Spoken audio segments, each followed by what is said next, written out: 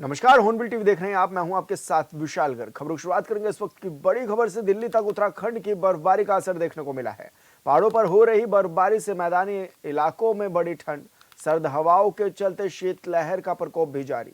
16 जनवरी को फिर बारिश होने का पूर्वानुमान। पहाड़ी इलाकों में फिर से होगी बर्फबारी। तो ये बड़ी खबर आपको बता रहे हैं, जहां पर पहाड़ों में बर्फबारी लगातार जारी है और ऐसे में अब ठंड का असर मैदानी क्षेत्रों में भी देखा जा रहा है। अब मैदानी क्षेत्रों में कोहरे का प्रकोप भी बढ़ा हुआ है और ऐसे में आवाजाही करने वाले लोगों को बड़ी परेशानियों का सामना भी करना पड़ रहा है। और एक बार फिर से मौसम विभाग ने बारिश और बर्फबारी का पूर्वानुमान भी जारी कर दिया है। ये कहा गया है कि 16 और 17 जनवरी को प्रदेश में कई हिस्सों पर बारिश और बर्फबारी भी देखने को मिलेगी और इस बर्फबारी का असर अब दिल्ली तक नजर आ रहा है। संवाददाता योगेश आर्य हमारे साथ फोन लाइन पर जुड़े हुए हैं। योगेश, क्या कुछ जानकारी मिल रही है? किस तरह का अलर्ट मौसम विभाग ने जारी किया है? देखिए विशाल, मैं आपको बता दूं कि मौसम विभाग ने पूर्व अनुमान जताया है कि 16 तारीख में एक बार फिर प्रदेश में मैदानी इलाकों में बारिश देखने को मिल सकती है। साथ ही 3000 से फीट की ऊंचाई के पर्वतीय इलाकों में जो है बर्फबारी जो होगी। तो इस तरह का अनुमान उन्होंने जताया और जिस तरह देखा जाए कि पिछले कई अनुमान जो मौसम विभाग द्वारा जताए गए थे वो काफी सटीक साबित हुए थे और ऐसे में अगर ये भी सटीक साबित होता है तो निश्चित तौर पर ठंड में इजाफा होगा। फिलहाल भी शीतलहर का प्रकोप है, मैदानी इलाकों में कोहरा छाया हुआ है, शीतलहर चल रही है और इसके चलते जो है लोग जो है को इनसे बचाव के लिए अलाव से जो सहारा लेते हुए नजर आ रहे हैं। तो देखिए जिस तरह से ठंड है वो इस तरह की अगर बात की जाए तो चाहे उत्तराखंड की बात करें तो विकासनगर, देहरादून और हरिद्वार, लक्षद्वीप, ये क्षेत्र ऐसे हैं जिसमें कोहरा काफी देखने को मिल रहा है, शीतलहर का प्रकोप है और इसी कारण जो है लोग अलाव का सहारा लेते नजर आ रहे हैं। हालांकि देहरादून में जो है चटकदार धूप निकल रही है, लेकिन इन इलाकों में काफी ठंड है और इससे छोटी जो है देश की राजधानी भी नहीं है, वहां पर भी कड़ाके की ठंड पड़ रही है और बारे में काफी गिरावट आई हुई है। ऐसे में अगर बरसात होती है तो निश्चित तौर पर जो है पारा और गिरेगा और ठंड में इजाफा होगा और जिस तरह सर्द हवाएं चल रही है इससे शीतलहर का प्रकोप में बचाव के लिए एडवाइजरी भी जारी की गई है कि जो लोग पर्यटक जो भी पहाड़ी इलाकों में बर्फबारी का मजा लेने के लिए आ रहे हैं वो थोड़ा एहतियातन के तौर पर आइए। जो दवाइयां उनकी पूर्व से चल रही हैं वो लेकर आएंगे। जिस तरह से स्वास्थ्य विभाग की ओर से एडवाइस जारी की गई है कि जो सांस के मरीज हैं, दिल के मरीज हैं, तो वो भी जो है एहतियातन के तौर पर आएंगे ताकि कोई कठिनाई किसी प्रकार की उनको परेशानी ना हो। क्योंकि देखिए अनुमान देखा जाता है कि पहाड़ी इलाकों पर सफर करने के दौरान जो सांस के रोगी होते हैं उनकी सांस फूलने लगती है, जो दिल के मरीज होते हैं ठंड के कारण दिल में जकड़न होनी स्टार्ट हो जाती है। तो इसमें ऐसे में डॉक्टरों ने एडवाइस जारी की है कि वो अपनी दवाइयां लेकर आएं और तभी जो है इस तरह का सफर करें। और साथ ही जो वाहनों से आ रहे हैं उनके लिए भी कहा गया है कि बर्फबारी के दौरान वहां पर काफी फिसलन देखने को मिलते हैं, तो इसलिए जो है काफी एहतियात और सतर्कता बरतते हैं। जी। लेकिन योगेश, जिस तरह 16 और 17 तारीख का अलर्ट भी जारी किया गया है और राज्य में शीतकालीन यात्रा भी जारी है, ऐसे में क्या माना जाए कि किस तरह की प्रशासन की व्यवस्थाएं रहने वाली है? अभी बिल्कुल निश्चित तौर पर जिस तरह से जो शीतकालीन यात्रा की बात है तो अपने प्रवास पर शीतकालीन यात्रा चल रही है और ऐसे में जो वहां पर श्रद्धालु पहुंच रहे हैं उनके लिए प्रशासन ने तमाम व्यवस्थाएं की हैं। चाहे दिन बसेरे की व्यवस्था की बात हो, चाहे फिर अलाव की व्यवस्था हो, वो की जा रही है। हालांकि कुछ इलाकों में, कुछ जिलों में जो है इसकी व्यवस्था देखने को नहीं मिल पा रही है। रेल बसेरों की व्यवस्थाओं में कहीं जगह से खामियों की तस्वीरें सामने आ रही हैं, तो अलाव की तस्वीरें जो देखने को नहीं मिल पा रही हैं कि कहाँ पर अलाव की व्यवस्था की गई। लेकिन जो शीतकालीन प्रवास पर शीतकालीन यात्रा चल रही है वहाँ पर जो है प्रशासन की तौर से जो व्यवस्थाएं की गई है वो काफी दुरुस्त है और उसको लेकर के लगातार जो है जो सीएम है पुष्कर सिंह धामी वो मॉनिटरिंग कर रहे हैं। तो ऐसे में निश्चित तौर पर वहाँ पर सभी व्यवस्थाएं दुरुस्त है। हालांकि एडवाइजरी जिस तरह जारी की गई है वो सभी के लिए की गई है कि जो भी वहाँ पर पहुंच रहा है वो एहतियातन के तौर पर ही आए और तमाम व्यवस्थाओं से लैस होकर आए। जी बिल्कुल योगेश, बहुत शुक्रिया आपका तमाम जानकारी साझा करने के लिए। और देहरादून से बड़ी खबर, स्वास्थ्य विभाग से जुड़ी बड़ी खबर। दून अस्पताल के मेडिकल सुप्रिंटेंडेंट ने दिया इस्तीफा। मेडिकल सुप्रिंटेंडेंट का डॉक्टर अनुराग अग्रवाल ने दिया इस्तीफा। दून मेडिकल कॉलेज की प्राचार्य को यह इस्तीफा सौंपा गया है। तो ये बड़ी खबर आपको बता रहे हैं, जहां पर क्लिनिकल कार्य प्रभावित होने के चलते यह इस्तीफा भी दिया गया है। तो बड़ी खबर आपको बता रहे हैं, जहां पर दून अस्पताल के सीएमएस डॉक्टर अनुराग अग्रवाल ने यह इस्तीफा दे दिया है। हालांकि इससे पहले भी एक डॉक्टर ने इस्तीफा दिया था और अब कॉलेज प्राचार्य को यह इस्तीफा सौंपा गया है।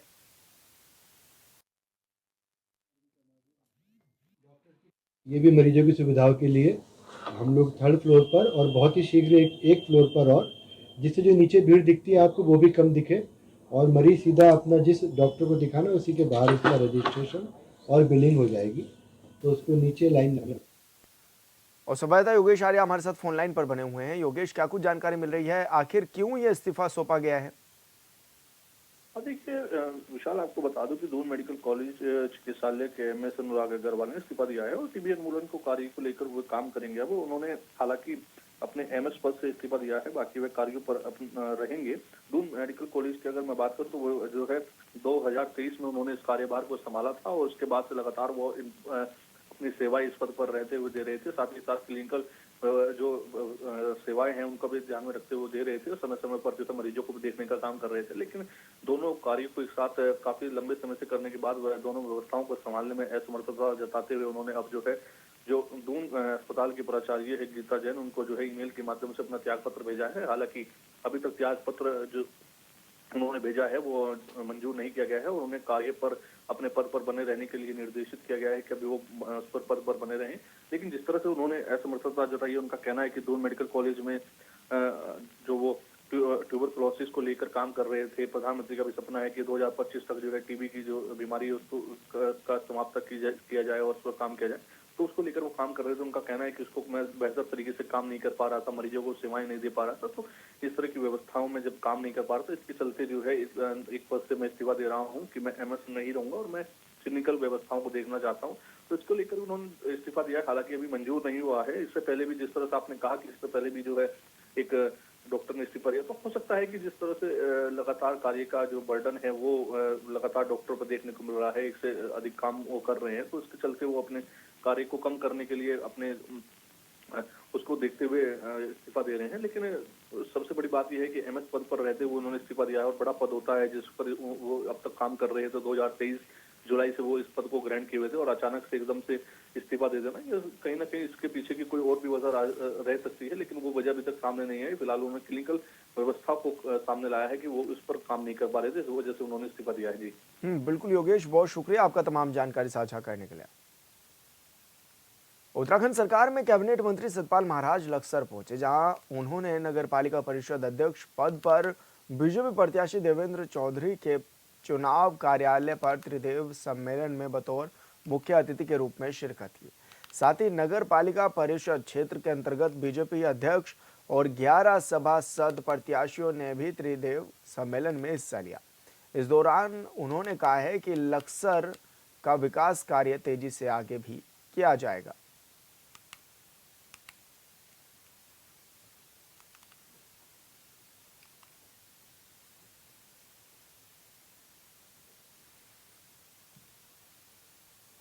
कांग्रेस का संगठन कहीं नजर ही नहीं आ रहा है। मैं तो लोगों से आग्रह करने आया हूं, सबसे पहले तो मकर संक्रांति की बहुत बहुत शुभकामनाएं, ये आपके लिए मंगलमय हो। और आज निश्चित रूप में भाजपा का नेतृत्व में इतना बड़ा समागम प्रयागराज में हो रहा है, ये बहुत बड़ी सफलता है और सनातन धर्म की शक्ति का बहुत बड़ा ये चमत्कार है। इसके साथ साथ जो हमारी भूमिका है, जो हम उत्तराखंड से गंगा को प्रभावित करते हैं, हमने ये निर्देश दे दिए हैं कि कोई भी पानी की गुणवत्ता में कमी नहीं होगी, स्वच्छ पानी यहाँ से प्रसारित किया जाएगा, बहेगा और सभी लोगों को आचमन करने का और स्नान करने का स्वच्छ जल जो है प्रयागराज। निकाय चुनाव को लेकर बीजेपी ने कमर कस ली है। वहीं इमलीखेड़ा नगर पंचायत में बीजेपी प्रत्याशी राजबाला सैनी के पक्ष में राज्यसभा सांसद कल्पना सैनी ने रोड शो निकाला। इस मौके पर भारी संख्या में स्थानीय लोग रोड शो में शामिल हुए। वहीं राज्यसभा सांसद कल्पना सैनी ने जनता से बीजेपी प्रत्याशी के पक्ष में वोट देने की अपील भी की। साथ ही उन्होंने दावा किया है कि राजबाला सैनी को जनता का अच्छा समर्थन भी मिल रहा है, क्योंकि उनका व्यवहार और पूर्व में किए गए कार्यों को लोग आज भी याद करते हैं। आमजन के हित के लिए कार्य करना, गरीब, मजदूर, किसान, युवा, महिला, बेरोजगार, सबके हित की चिंता करना, उनके लिए कार्य करना। और ये जमीनी जगह नगर पंचायत का विकास में महत्वपूर्ण योगदान होता है क्षेत्र में। जब भारतीय जनता पार्टी की प्रत्याशी जिला पंचायत की अध्यक्ष बनेगी तो ये इस क्षेत्र में जो रुके हुए कार्य हैं, जो समस्याएं हैं, जो आज तक विधायक के न होने के कारण अधर में लटकी हुई हैं, नगर पंचायत के अध्यक्ष, भाजपा की राजबाला, उन सब। हरिद्वार के शिवालिक नगर पालिका क्षेत्र में कांग्रेस प्रत्याशी महेश प्रताप सिंह राणा के एक समर्थक को बीजेपी प्रत्याशी और पूर्व पालिका अध्यक्ष राजीव शर्मा के समर्थक ने पिस्टल दिखाकर धमकाया है। बताया गया कि पीड़ित की एक युवक से चुनावी चर्चा को लेकर नोकझोंक शुरू हो गई थी। इस दौरान आरोपी ने उन्हें पिस्टल तैनात कर धमकी भी दी। मामले में पुलिस ने शिकायत दर्ज कर आगे की कार्रवाई भी शुरू कर दी है।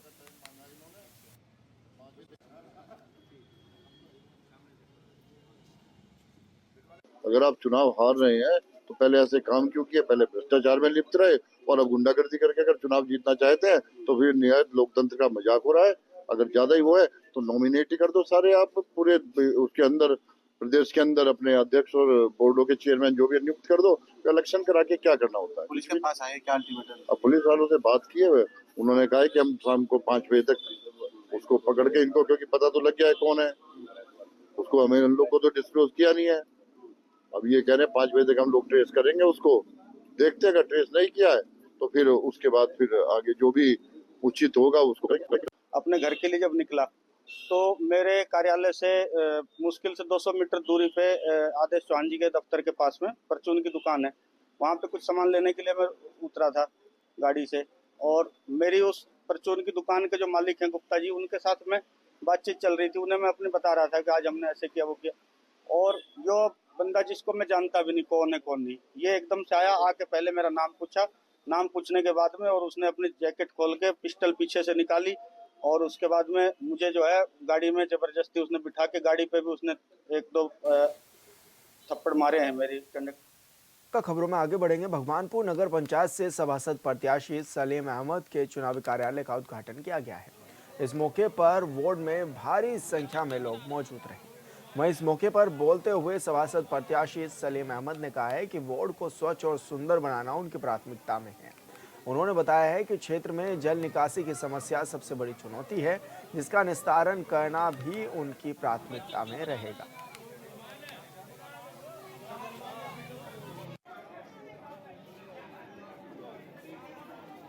विकास के नाम पर वार्ड नंबर 5 का चुनाव लड़ रहे हैं सलीम भाई। उन्होंने 5 साल जनता ने पूर्व सभासद को दिए थे। उन्होंने यहाँ किसी गली किसी मोहल्ले में कोई सड़क, कोई निकासी या शौचालय वगैरह जिस तरह के आए थे वो किसी को नहीं दिए गए, अपने को दिए गए हैं। मकान जो डिस्ट्रीब्यूट किए हैं वो सब अपनों को दिए हैं। किसी गरीब आदमी को यहाँ सोचा ही नहीं है कि गरीब आदमी किस स्तर पे है, कौन इसके पात्र है, कौन इस मकान को ले सकता है। उन्होंने सब अपने अपने जो भी अपने उसके रिलेशन में थे सबको उनको मकान डिस्ट्रीब्यूट किया। को चुनाव तो वार्ड मेंबरी का चुनाव लड़ रहा हूँ मैं। नगर में जो है अध्यक्ष पद के लिए आपकी पार्टी के भी आप नगर अध्यक्ष हैं। जी जी, आपकी पार्टी के मैदान में है। देखो सुनो, मैं फिलहाल अपना चुनाव लड़ा ना वार्ड। नहीं पार्टी का सपोर्ट भी नहीं। ये देखो सुनो, पार्टी है वो तो बात आपकी सही है, पर फिलहाल तो वार्ड 5 से चुनाव लड़ रहे हैं। सलीम नया कैंडिडेट है, पिछली बार 20-25 वोटों से हारा था वो, कोई बड़ी हार नहीं थी, समझ गए नहीं। अब की बार जो है ना जन सैलाब इसी के साथ में है, वोट एक तरफा दिया जा रहा है इसे। सर हम भी वार्ड में काशी सड़कों की व्यवस्था जो पिछले 5 साल सभी काम जो है ना यही करावेगा। जो 24 घंटे जो है ना, मेंबर होने के बावजूद भी जो है, मेंबर नहीं था पिछली बार, जब भी अपने क्षेत्र में जो है ना घूमता भी रहा, लोगों के काम भी कराए, समझ गए नहीं, जनप्रतिनिधि के हिसाब से ही चलाए। और भी वो भी ठीक है ना, कोई बात नहीं। अब पहले उसे मौका दिया था, अब कैसे देंगे। विकास का क्या, इसका लाड भी बहुत है, विकास तो होता ही रहे, विकास को इसकी बड़ी बात नहीं है। न इसमें कहीं तनख्वाह बन रही, न इसमें कहीं कुछ हो रही। बच्चा है, ये हमारा बच्चा है, समर्थन है, इसे जो है सबका समर्थन है। श्रीनगर नगर निगम चुनाव में प्रचार प्रसार धीरे धीरे अपनी गति पकड़ रहा है। बीजेपी की मेयर प्रत्याशी आशा उपाध्याय ने चुनावी प्रचार को देखते हुए कार्यकर्ताओं के साथ शहर में बाइक रैली भी निकाली है और शक्ति प्रदर्शन भी किया है। साथ ही मतदाताओं से बीजेपी के पक्ष में ज़्यादा से ज़्यादा मतदान करने की भी उन्होंने अपील की। उन्होंने इस दौरान कहा है कि कैबिनेट मंत्री डॉक्टर धन सिंह रावत ने श्रीनगर क्षेत्र में इतने विकास कार्य किए हैं कि जिनको गिनाया जाना संभव नहीं है।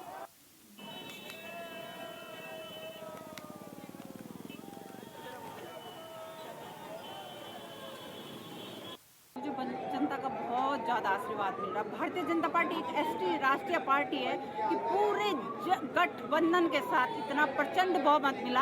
आज की रैली को देख के ही लग रहा है कि 25 तारीख हम प्रचंड बहुमत से विजय प्राप्त करेंगे भारतीय जनता पार्टी।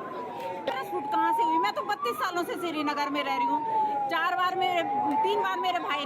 बार मेरे भाई नगर पालिका अध्यक्ष चुनाव में है, 1 बार मेरे भाई 8 वोटों से बहुमत चुनाव हारे हैं, दूसरी बार प्रचंड बहुमतों से विजय प्राप्त हुई है। देखिए, विपक्ष जो है, मैं यूँ कहूँ कि वो खुद पैराशूट है, क्योंकि 19 के बाद वो 25 में दिखाई दे रहे हैं, और इससे पहले भी अगर वो सत्ता में थे तो कहीं भी न तो वो सामाजिक कार्यों में कहीं दिखाई दिए, राजनीतिक तौर पर अगर वो उनकी पृष्ठभूमि रही है तो राजनीतिक तौर पर कहीं दिखाई नहीं दिए हैं। और मैं कोई अगर बात झूठ कह रहा हूँगा तो इस पर भी मेरे ऊपर भी कोई केस करना हो तो मैं उसके लिए भी तैयार हूँ, लेकिन मैं ये कहना चाहता हूँ कि उन्होंने प्रतिनिधित्व करना था जिला पंचायत का, 2019 से 24 तक वो कहीं दिखाई नहीं देते हैं। हम लोग जैसा कि आप लोग जानते हैं कि हम लोग अपने राजनीतिक शुरुआत से ही लोकसभा और विधानसभा में भाजपा के पक्षधर रहे हैं और लगातार कई वर्षों से विधानसभा लोकसभा में भाजपा के लिए काम कर रहे हैं। अभी कुछ समय पूर्व, क्योंकि आप जानते हैं कि जो बहिन आशा उपाध्याय हैं, उन्होंने पिछले चुनाव में निर्दलीय प्रत्याशी के तौर पर नगर पालिका परिषद के अध्यक्ष का चुनाव लड़ा था और सब लोग जानते हैं कि वो चुनाव जीत रही थी। वो तो चुनाव से ठीक 10 दिन पहले कुछ ऐसी अनहोनी घटना हुई कि घर पर उनके मेरे जो बहनों थे उनका देहांत हो गया और चुनाव से ठीक 10 दिन पहले चुनाव छोड़ करके सबको हट जाना।